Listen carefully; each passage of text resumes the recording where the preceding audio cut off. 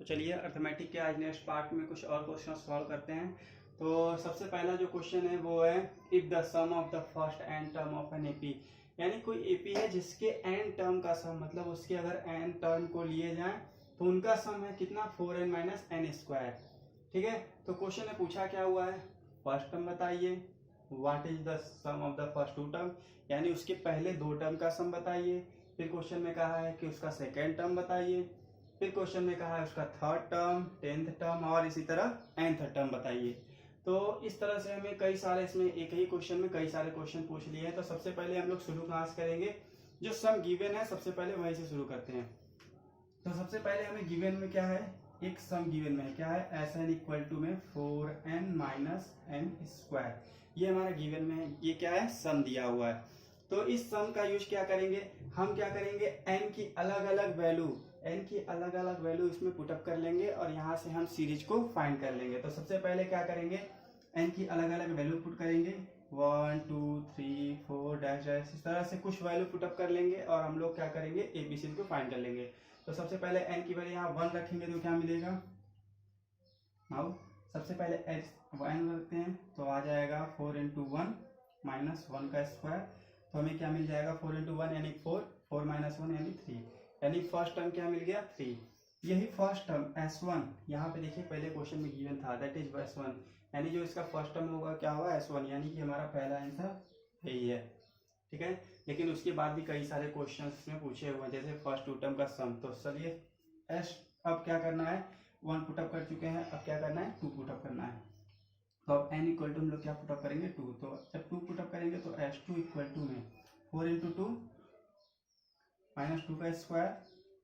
तो इसको जब सॉल्व करेंगे तो आ जाएगा 4 2 जा 8 माइनस 2 का स्क्वायर कितना होता है 4, माइनस करेंगे तो क्या मिलेगा 4, यानी कि उस एपी के दो टर्म का, स्टार्टिंग के दो टर्म का सम कितना है 4।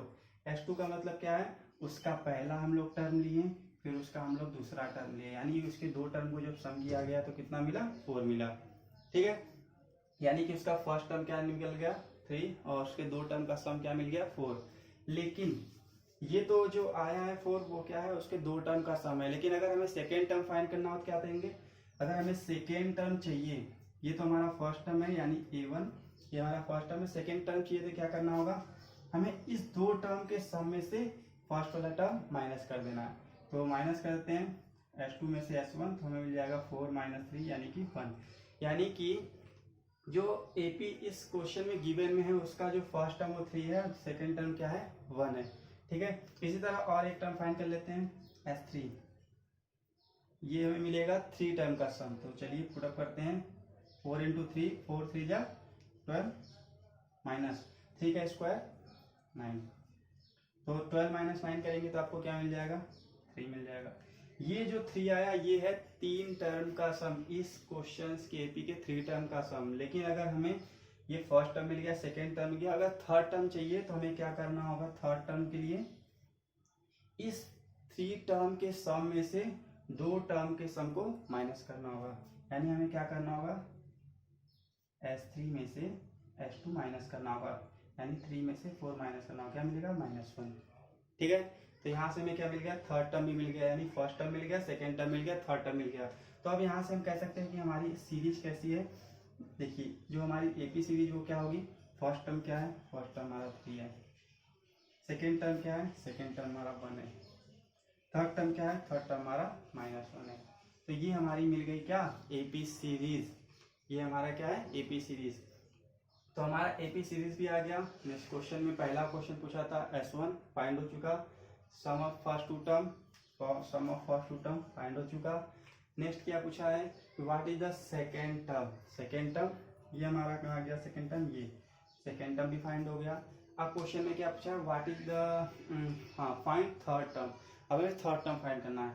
थर्ड टर्म भी तो फाइंड हो चुका है, ये देखिए थर्ड टर्म भी हमारे पास ऑलरेडी आ चुका है। अब बचा क्या है 10th टर्म, तो 10th टर्म फाइंड करने के लिए हम लोग ऐसे थर्ड टर्म निकालें, फोर्थ टर्म, सिक्स टर्म ऐसे नहीं निकालेंगे। अब डायरेक्ट हम क्या करेंगे, हमें क्या निकालना है 10th टर्म, तो 10th टर्म निकालने के लिए डायरेक्ट यहाँ पे 10 रखेंगे।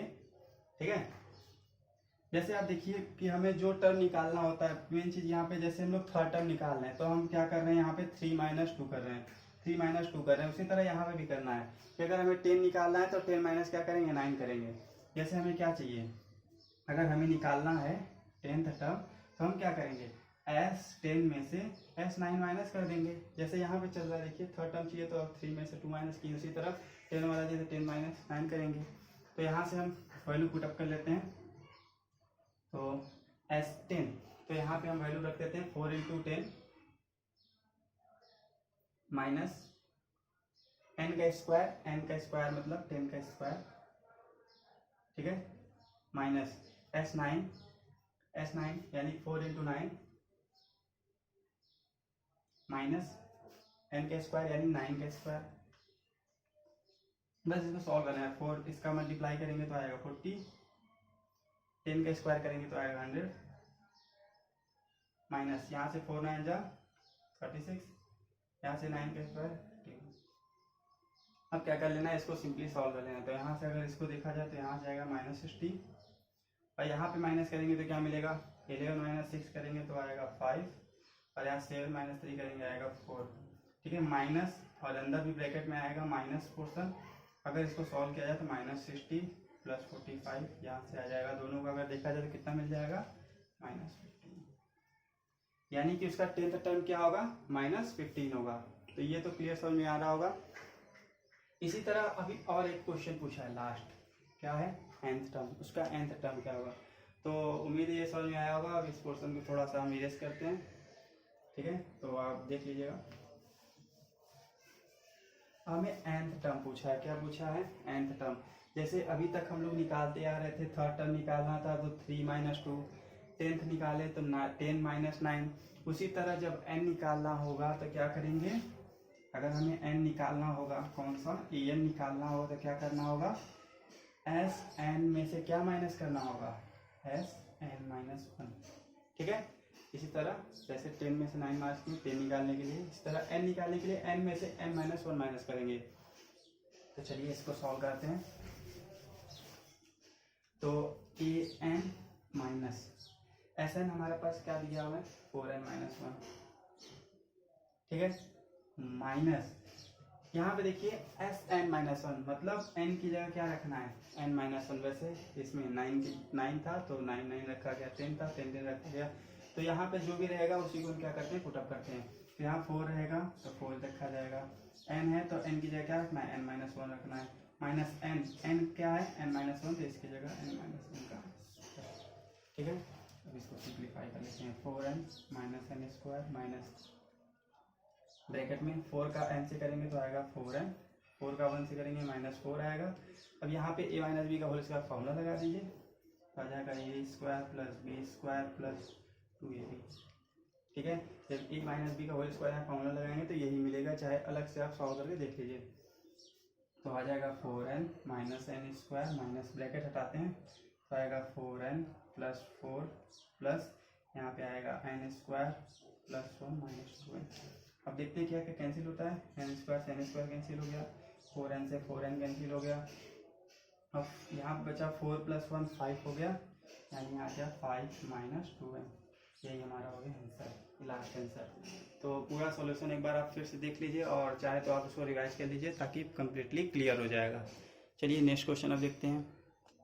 तो ये रहा हमारा नेक्स्ट क्वेश्चन। तो हमारा नेक्स्ट क्वेश्चन क्या है, में क्वेश्चन में कहा है कि find the sum of the first 40 positive integer divisible by 6, यानी कि फर्स्ट 40 पॉजिटिव इंटीजर लेना है जो कि क्या होगा डिविजिबल होगा किससे 6 से। तो पॉजिटिव इंटीजर लेना है तो सबसे पहले इंटीजर आपको पता होगा क्या होगा, 0 इधर पॉजिटिव इधर निगेटिव, टोटल इंटीजर हो सकते हैं, इधर पॉजिटिव 1 2 3 4 इधर -1 2 3 4, ठीक है। ये सब हमारे पॉजिटिव क्या होते हैं, पॉजिटिव, इधर पॉजिटिव इधर निगेटिव और ये टोटल इंटीजर्स। तो हमें क्या करना है पॉजिटिव इंटीजर लेना है, यानी 0 के इस साइड लेना है। तो सबसे पहले हमारा नंबर पहला ऐसा कौन सा आएगा जो 6 से डिविजिबल होगा। तो पहला पॉजिटिव इंटीजर है 6 खुद ही है, दूसरा है 12, दूसरा है 18 डैश रहेगा और बहुत सारे आएंगे। लेकिन कहा है कितना पॉजिटिव इंटीजर लेना है, 40 पॉजिटिव इंटीजर लेना है, ठीक है। तो 40 पॉजिटिव इंटीजर का हमें सम फाइंड करना है।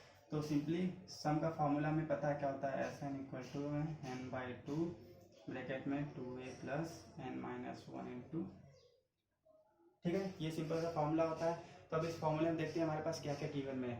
सबसे पहले n की वैल्यू, यहाँ पे दोनों n की वैल्यू क्वेश्चन दिया है, कितना है 40, यानी कितने नंबर का हमें सम निकालना है 40। नेक्स्ट आता है a, फर्स्ट टर्म हमारे पास है, ठीक है। नेक्स्ट क्वेश्चन में नेक्स्ट और क्या आपको हमें जरूरत पड़ती है, इस n की वैल्यू ऑलरेडी है 40। d की वैल्यू वेरीफाई करते हैं, सबको पता है। d निकालने के लिए second term minus first term, यानी 12 माइनस 6, तो 12 माइनस 6 कर लीजिए, आ जाएगा 6। तो हमारे पास d की वैल्यू है, a की वैल्यू है, n की वैल्यू है, सारे टर्म मिल गए। अब क्या करना है, पुट अप कर देना है। तो चलिए पुट करते हैं। हमें s40 निकालना है, n की 40 वैल्यू रखनी है, 2 इंटू a की वैल्यू हमें पता है 6 है, प्लस n की वैल्यू 40 माइनस 1 इंटू डी की वैल्यू 6। यहाँ से डिवाइड करेंगे तो आएगा 20, डिवाइड करेंगे 20। अब ब्रैकेट में अगर देखा जाए तो 6 12 प्लस इसको अगर सॉल्व किया जाए तो 6 का 40 से कर दिया जाए तो आ जाएगा 240, माइनस 6 का 1 से कर देंगे तो आएगा 6, ठीक है। अब क्या करना है, इसको सिंप्लीफाई कर लेना है, सॉल्व कर लेना है। 20 यहाँ पे 12 माइनस 6 कर दीजिए, 12 माइनस 6 करेंगे तो आ जाएगा 6, पॉजिटिव 6 बचेगा, इसको माइनस करेंगे तो 6 बचेगा, इसमें ऐड कर दीजिए, आ जाएगा क्या 246। क्या करना है, मल्टीप्लाई कर देना है। तो 2 का 6 से करेंगे 12, 2 का 4 से करेंगे 8, और 8 1 9 हो गया, 2 2 जा 4।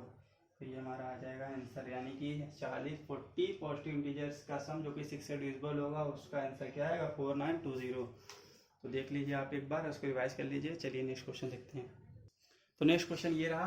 क्वेश्चन में पूछा है कि find the sum of the first 15 multiple of 8, यानी कि फर्स्ट 15 8 की मल्टीपल्स का हमें क्या करना है, सम बताना है। तो ये भी पहले की तरह क्वेश्चन है, सिंपल सा। सबसे पहले क्या करना है, हमें 8 के मल्टीपल्स देखने हैं। तो पॉजिटिव निगेटिव कुछ कहा नहीं है, और मल्टीपल 8 के हैं तो सिंपल हम क्या करते हैं, 8 16 24, ठीक है।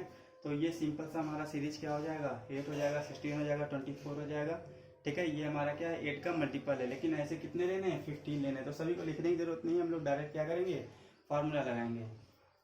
तो n की वैल्यू कितनी 15, a की वैल्यू कितनी 8, d की वैल्यू वैसे सेकेंड माइनस करेंगे तो आएगा 16 माइनस 8, यानी कि 8। और क्या ज़रूरत होती है फॉर्मूले में, Sn के फॉर्मूले में n/2 2a plus n minus 1 into D.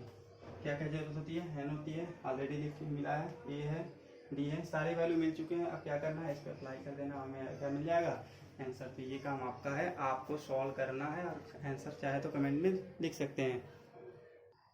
तो ये रहा हम लोग का नेक्स्ट क्वेश्चन। क्वेश्चन में क्या पूछा है, find the sum of the odd numbers between 0 and 50, यानी कि हमें 0 से 50 के बीच में ऑड नंबर फाइंड करना है। 0 से 50 के वो क्या होना चाहिए, बीच में होना चाहिए। तो ऐसे ऑड नंबर कौन कौन से होंगे, सबसे पहला हमारा होगा 1 होगा, 3 होगा, 5 होगा, 7 होगा, इस तरह से ये हमारे ऑर्डर नंबर होंगे। अब इस ऑर्डर नंबर को क्या करना है, लेकिन लास्ट में ऑर्डर नंबर क्या आएगा, अगर हमें पता है पहले से कि किसके बीच में लेना है, तो हम लोग निकाल सकते हैं कि कहाँ से कहाँ तक वो नंबर होगा। तो लास्ट क्या है 50 तो हमारा क्या है, इवन नंबर है, तो उसके पहले ऑर्डर का होता है 49, यानी लास्ट क्या मिल गया 49। क्वेश्चन में क्या पूछा है, सम फाइंड करना है। लेकिन सबसे पहले हमें पता होना चाहिए कि ये जो नंबर्स दिए हुए हैं इनकी संख्या कितनी है, मतलब ये कितने नंबर हैं, n की वैल्यू क्या है, यही हम यहाँ पे पहले फाइंड करेंगे, उसके बाद हम सब निकालेंगे। तो अगर चाहे तो हम ये फॉर्मूला लगा के यहाँ से इस फार्मूले को यूज करके हम लोग क्या निकाल सकते हैं, यहाँ से कितने इसमें टर्म है। तो an हमें निकालना, an यानी लास्ट टर्म ऑलरेडी हमारे पास है कितना 49, an हमारे पास ऑलरेडी है कितना 49। a की वैल्यू हमारे पास है कितना है 1, n की वैल्यू हमें फाइंड करनी है, d की वैल्यू हमें पता है, दो टर्म का डिफरेंस, तो 5 माइनस 3 यानी 2, यानी कि हमारे पास सारे टर्म है, बस इसमें पुट अप कर लेना है।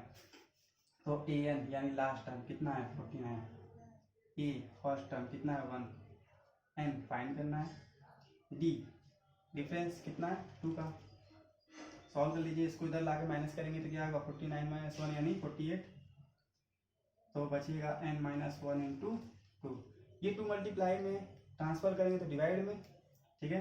तो ट्रांसफर कर लेते हैं, डिवाइड में कैंसिल करेंगे तो 24 इक्वल टू n माइनस 1 को इधर ट्रांसफर करेंगे तो ऐड हो जाएगा 25, यानी टोटल कितने टर्म होंगे इसमें 25, यानी टोटल 25 टर्म होंगे।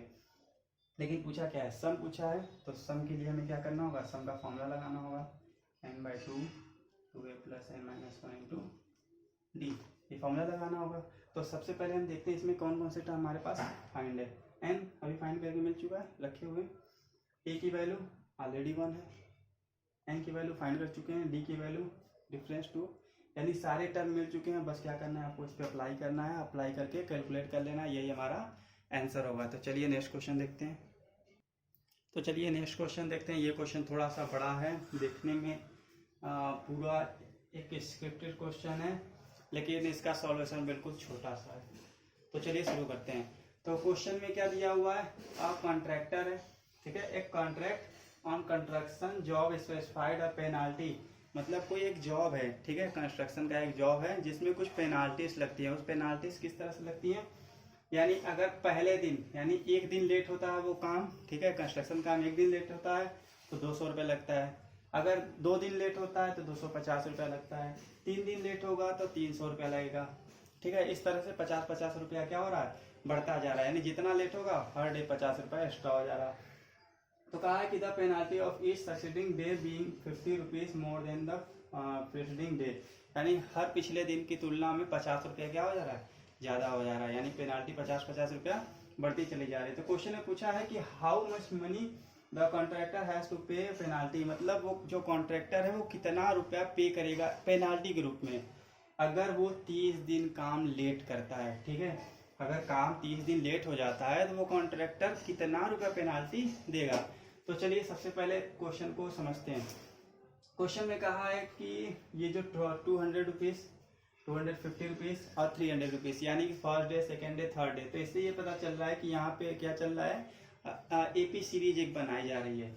जैसे हमारा जो एपी यहाँ पे तो यहाँ पे पहला 200, फिर 250 या 300 डैश डैश डैश, यानी कि क्वेश्चन में पहला पेनाल्टी, दूसरा पेनाल्टी, तीसरा पेनाल्टी, इस तरह से पेनाल्टी लगती जाएगी और 30 दिन बाद कितनी पेनाल्टी हो जाएगी, क्वेश्चन में यही पूछा हुआ है। तो हमारे पास एक एपी सीरीज दिया हुआ है और आगे कहा है कि मतलब हर डे क्या हो रहा है, 50 रुपीज़ एक्स्ट्रा हो जा रहा है, यानी कि कॉमन डिफरेंस कितना हो जा रहा है, 50-50 का चल रहा है। तो देखनी यहाँ पे 50-50 का कॉमन डिफरेंस चल रहा है।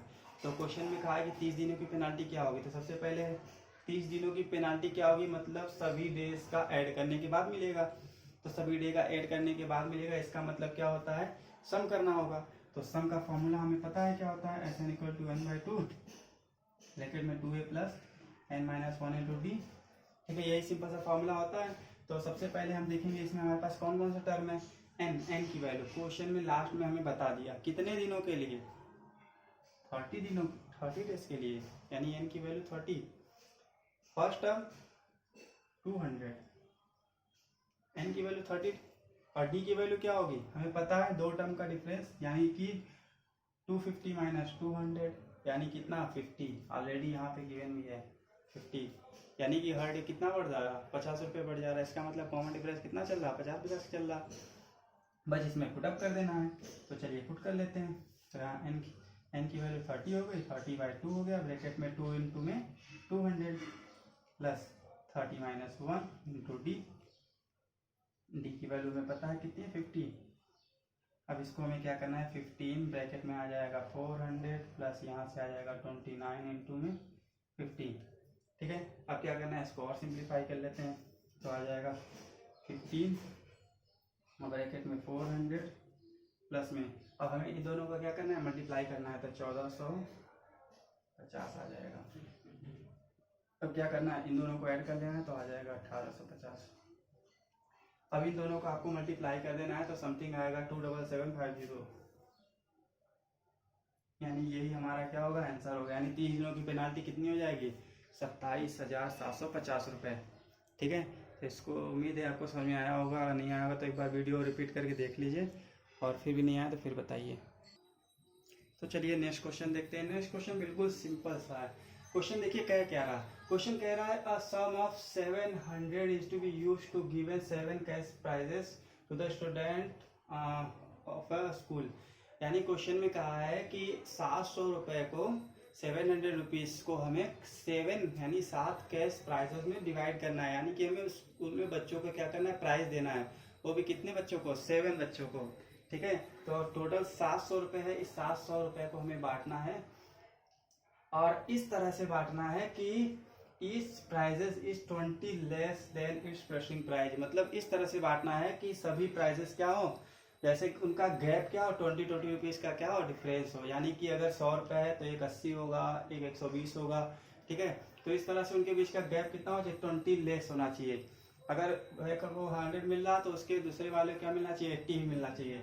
तो इस तरह से क्या करना है, हमें प्राइस को डिस्ट्रीब्यूट करना है। तो क्वेश्चन में पूछा है कि बताइए कि सभी प्राइजेस का वैल्यू क्या होगा। ठीक है, तो सभी प्राइस का वैल्यू क्या होगा। तो इसको शुरू करने से पहले सबसे हम लोग पहले यहाँ पे क्या कर सकते हैं, सबसे पहले हमें यहाँ पे कुछ मानना होगा।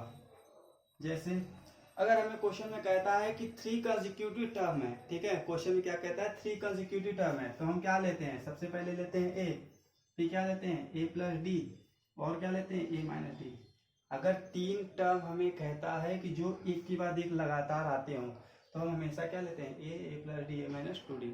इस तरह से हम क्या करते हैं, कंसेक्यूटिव टर्म लेते हैं। ठीक है, उसी तरह यहाँ पे भी हम वही करने वाले हैं। तो यहाँ पे क्या करने वाले हैं, यहाँ पे भी सेम काम करेंगे क्या, सबसे पहले मान लेंगे एक प्राइस क्या है, सबसे पहला वाला ए है। ठीक है, दूसरा वाला क्या मान लेंगे, 20 रुपये से ज़्यादा है। तीसरा वाला इससे 20 रुपये ज़्यादा है। ठीक है, चौथा वाला इधर बढ़ता जाएगा, इससे 20 रुपये ज़्यादा है। ठीक है, जितना इधर लिए अब इतना इधर लेते हैं। ये यहाँ पे क्या है, 20 रुपये कम है, 20 रुपये कम है, 40। ठीक है, यहाँ क्या है, 20 रुपये कम है। तो ये हमारे 7 प्राइजेस क्या हो गए, डिस्ट्रीब्यूट हो गए। यानी ये पहला वाला, फिर इधर हमारे इंक्रीजमेंट, इधर क्या होगा, डिक्रीजमेंट। तो ये इस तरह से हम लोग क्या करते हैं, जब भी कहता है कि हमें प्राइस डिस्ट्रीब्यूट करना हो, अगर कुछ गैपिंग इस तरह से दी हुई हो, तो जैसे 20 रुपीज़ अगर लेस दिया, अगर 10 होता तो 10 माइनस कर देते हैं। तो ऐसा कोई भी टर्म दिया हो तो इस तरह से हम लोग इसको क्या करते हैं, सॉल्व कर लेते हैं। ठीक है, तो सबसे पहले अब क्या करना है, हमारे पास यहाँ दिया है कि इस सब का सम कितना है, सबका सम 700 रुपये। यानी कि कितने रुपए बांटे, 700 रुपये। ठीक है, तो प्राइस डिस्ट्रीब्यूशन इस तरह से हमें कर लेना है। फिर अब हमें क्या करना है, सम कर लेना है। तो चलिए सभी प्राइस का क्या कर लेते हैं, सम कर लेते हैं। तो सम करेंगे तो आएगा a minus 60 plus a minus 40, फिर प्लस कर देंगे -20, प्लस कर देंगे a, प्लस कर देंगे a प्लस 20, प्लस करेंगे a प्लस 40, प्लस करेंगे a प्लस 60 इक्वल टू में 700।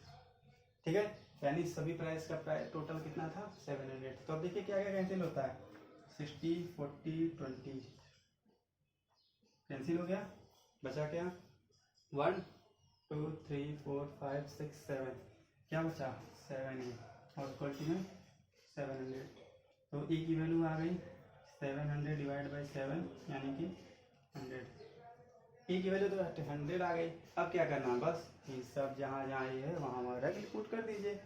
तो पुट कर लेते हैं, e माइनस 60 यानी 100 माइनस 60 कितना आएगा, 100 माइनस 60 40। यहाँ पे रखेंगे 100 माइनस 40। ठीक है, आप यहाँ पे वैल्यू रख के उसके बाद माइनस करिएगा। ठीक है, शॉर्ट वर्ड ज़्यादा नहीं करिएगा। तो 100 माइनस 40 यानी कितना आएगा 60। 100 माइनस 20 कितना आएगा 80। यहाँ पे क्या आएगा 100। 100 प्लस 20 120, 100 प्लस 40 140, 100 प्लस 60 160। तो ये हमारे हैं प्राइजेस, यानी 700 को हम इस तरह से क्या करेंगे, डिस्ट्रीब्यूट करेंगे, ताकि सभी बच्चों को 20 रुपीज़ मतलब इंक्रीजमेंट होगा। अगर इसको 40 मिल रहा तो नेक्स्ट वाले को 20 इंक्रीज हो जाएगा। इस तरह से इंक्रीजमेंट होता जाएगा और टोटल मिला के कितना बटेगा, 700 ही बांटना है। ठीक है, चलिए तो नेक्स्ट क्वेश्चन देखते हैं। तो ये रहा नेक्स्ट क्वेश्चन। नेक्स्ट क्वेश्चन में क्या पूछा है, नेक्स्ट क्वेश्चन में कहा है 200 लॉग्स।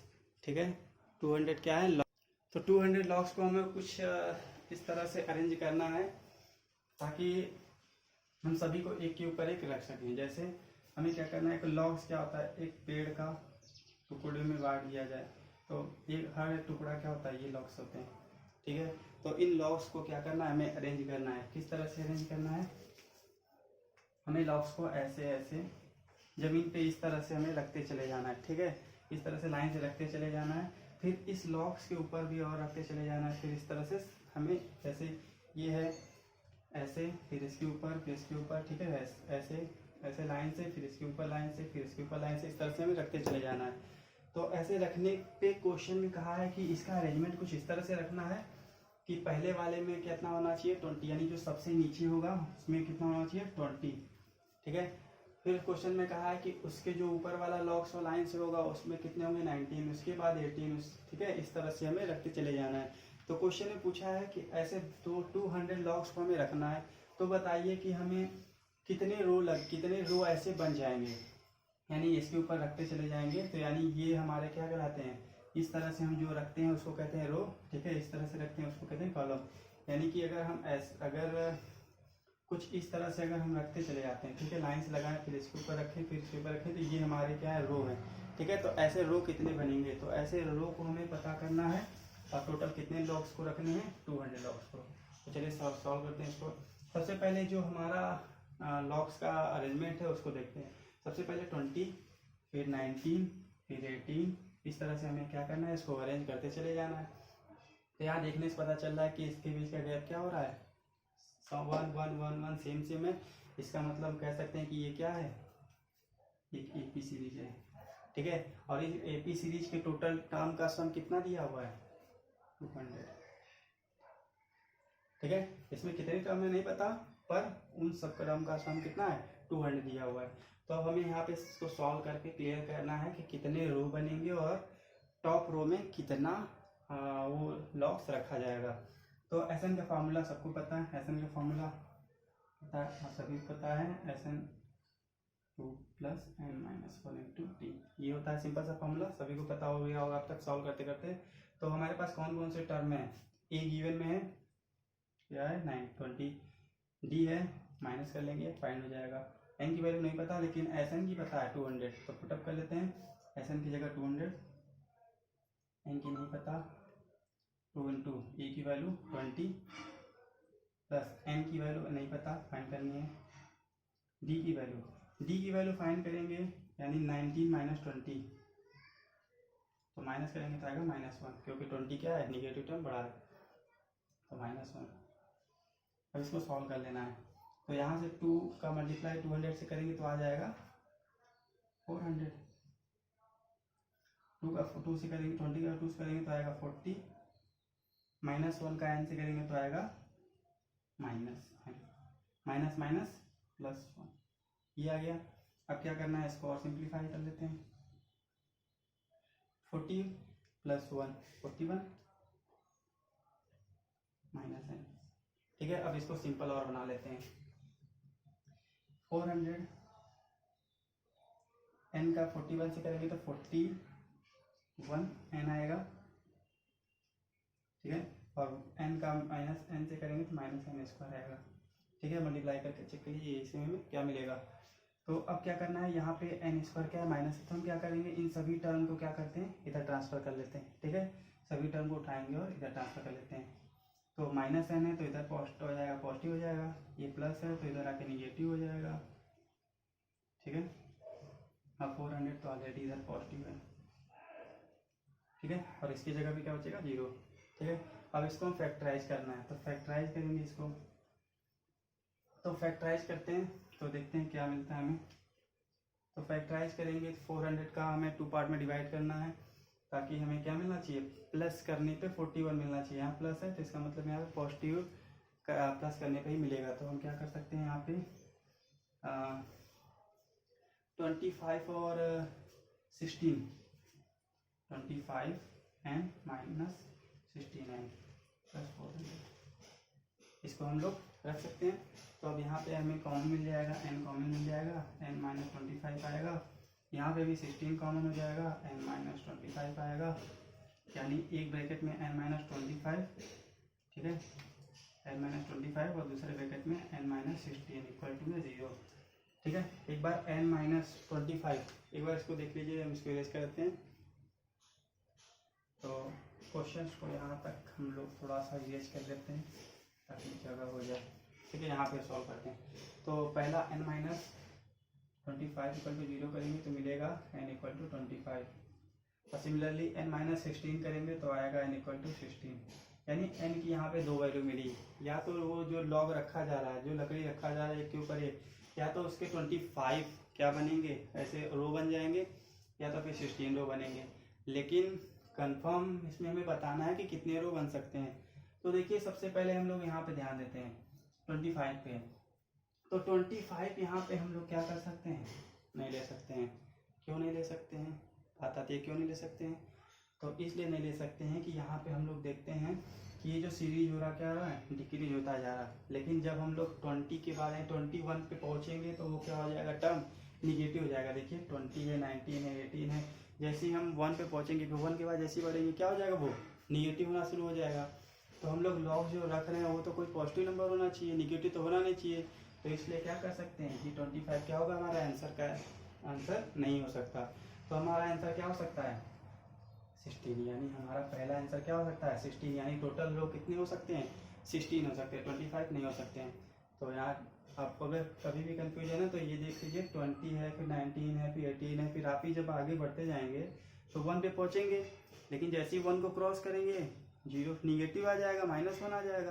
तो -1 तो लेना नहीं है, तो इसका मतलब 25 तक तो जा ही नहीं सकते हम लोग, क्योंकि 21 का ही माइनस शुरू हो गया। यानी 25 वाला नहीं लेना, 16 हमारा हो गया आंसर होगा। लेकिन और भी कुछ पूछा है, टॉप रो में कितने लकड़ियाँ मतलब कितने लॉक्स होंगे तो उसको निकालते हैं। तो टोटल कितने हैं, 16। यानी जो सबसे ऊपर वाला होगा वो कितना होगा, 16 नंबर का होगा। तो 16 वाले में कितने लॉक्स होंगे, जब हम लोग इस तरह से बढ़ते जाएंगे ऊपर, तो लास्ट में जब 16 पे पहुंचेंगे तो उसमें कितने लॉक्स होंगे। पहला इस तरह से,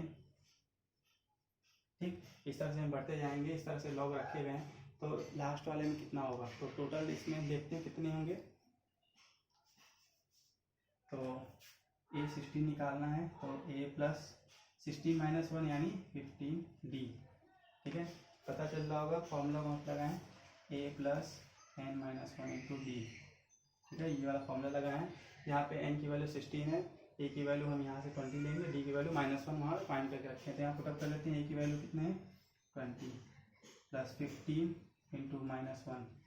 ठीक है, अब इसको सॉल्व कर लेते हैं, तो आ जाएगा 20 माइनस 15 आ जाएगा 5। ये हमारा क्या होगा, आंसर होगा। यानी कि टॉप रो में कितने होंगे, 5 हमारे लॉक्स रखे जाएंगे। तो इसका सिंपल सा आंसर था। तो उम्मीद है आपको समझ में आया होगा। तो आज की क्लास यहीं कंप्लीट करते हैं, तो चलिए नेक्स्ट क्लास में फिर मिलेंगे।